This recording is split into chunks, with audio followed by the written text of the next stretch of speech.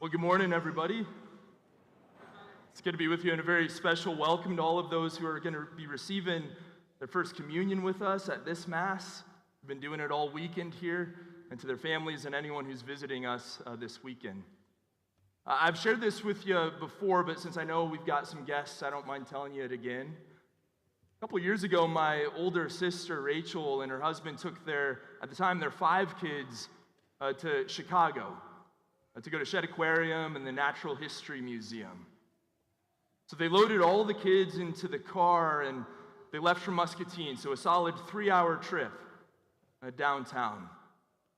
Once they arrived down there, they were unloading the kids from the car when their middle son, my nephew Corbinian, got out, and he looked to his left and he saw the skyline of downtown Chicago, the Willis Tower and John Hancock Building, and then he looked to his right and he saw sailboats and Lake Michigan, and a bit confused, then he looked up at his mom and he just said, "Mom, I thought we were going to Costco." To his little ears, Chicago and Costco sounded kind of similar to him, but how did he make any sense of the 3-hour-long trip to Costco? You got to know where you're headed if the way there is going to make any sense. The ancient Roman philosopher Seneca said that for the one who sets sail without a port in mind, no wind is helpful. The one who sets sail with no port in mind, no wind in his sails is going to be helpful. So where are we headed? Jesus in our gospel this morning tells us our final destination. He tells us where it is he desires to lead us. He said, "If I go and prepare a place for you, then where I am, you may also be." That in God there's this deep desire to be with you. God wants to be close to us. God does not want to be distant, far removed from our lives, or even just remain as merely an idea. No, God wants to be close to us. And each and every one of us is called to live a life of communion with God, to be so close to Him, to be united with Him. Now, like I mentioned, we've got some people receiving Jesus in the Eucharist for the first time today. If you're receiving your first communion, can you raise your hand really high for us so we can see who's receiving their first communion? Awesome.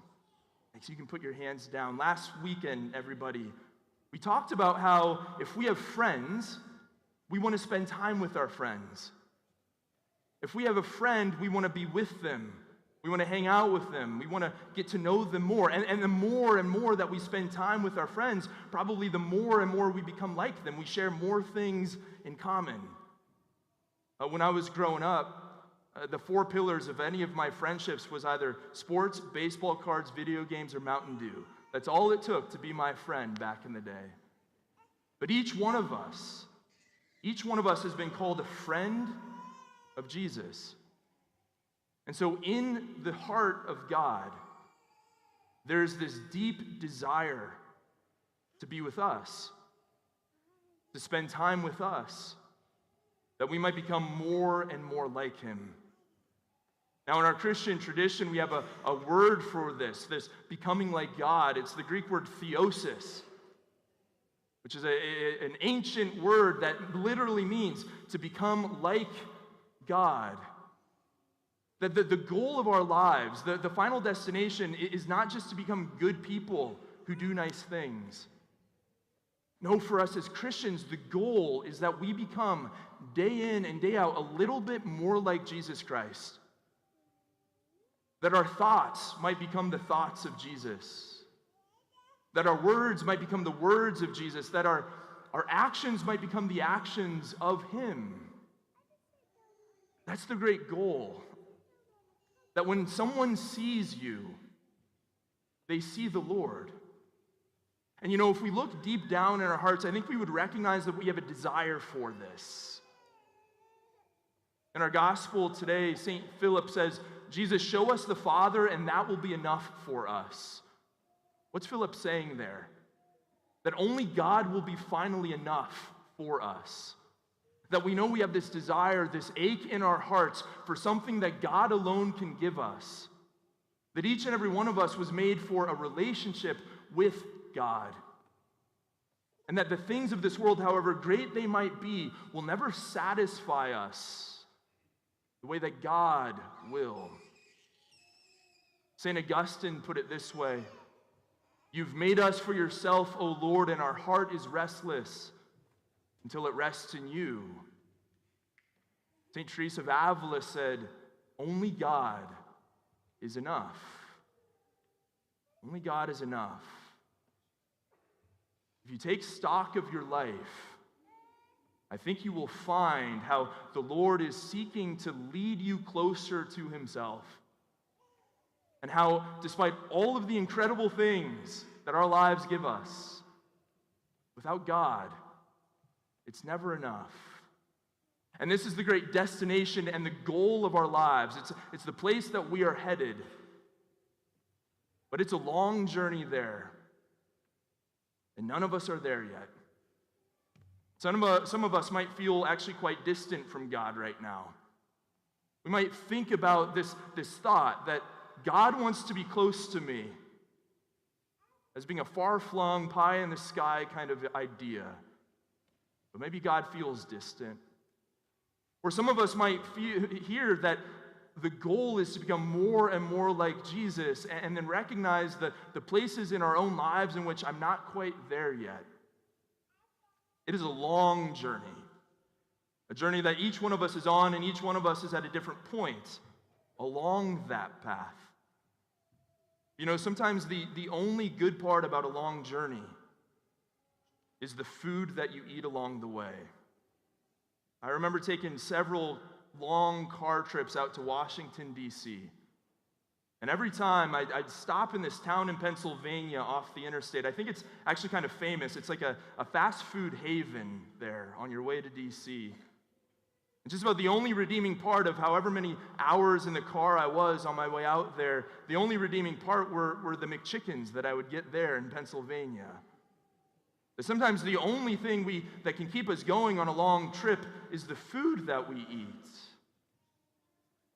And the journey that each and every one of us is on to God, to become like God, Jesus has given us food to eat. That in the Eucharist, the Lord gives us food for the journey. And this food reminds us week in and week out that God alone satisfies. Because we all know this, even when it comes to normal food, that what I ate for dinner last night was not enough for breakfast this morning. You eat, and then you get hungry again. We also know that some foods are more satisfying than others, that some foods will fill you up more than others, and actually nutritionists have put scores to the most satisfying of foods. Which foods are going to fill you up and which ones aren't going to really satisfy? Well, the food at the top of that list that's going to fill you up the most is a potato.